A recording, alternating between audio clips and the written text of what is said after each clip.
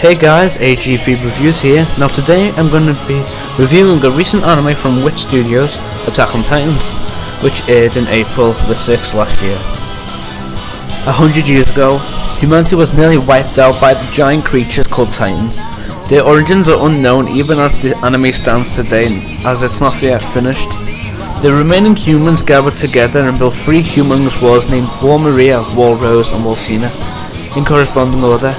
These walls are around 50 foot high and spread across an impossible length.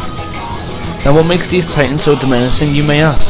Well, through investigations, these titans are near impossible to kill, with their limbs growing back into place, but of course there's always one spot that'll kill them: the back of the neck. Also, they only attack humans, completely oblivious to every other animal, and even worse of a situation is that these titans do not need to feed in order to live, summing up that they pretty much kill for said pleasure.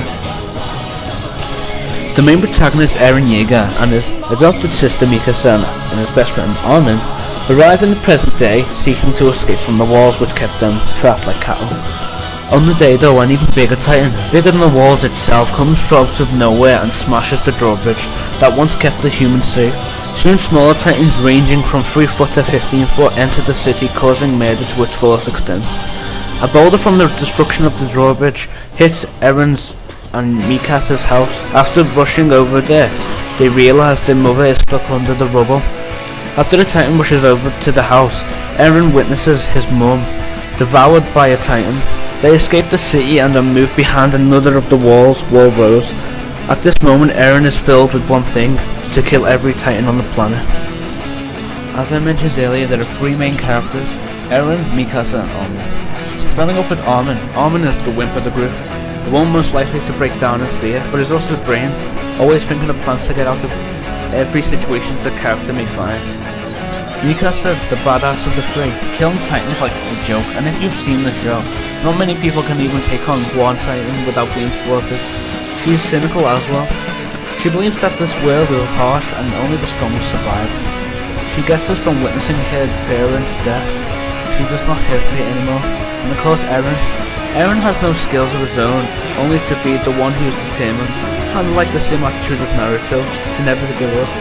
He also possesses the talent of making speeches, kind of like Kamina from Gurren Lagann, getting everyone worked up and believing in him.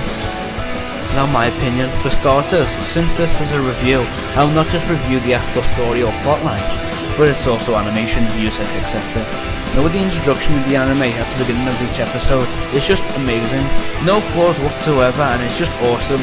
The backtrack as well is pretty goddamn flawless itself, definitely a work of art. As for the music and the background of the anime, I hate to use a word as simple as this, but perfect.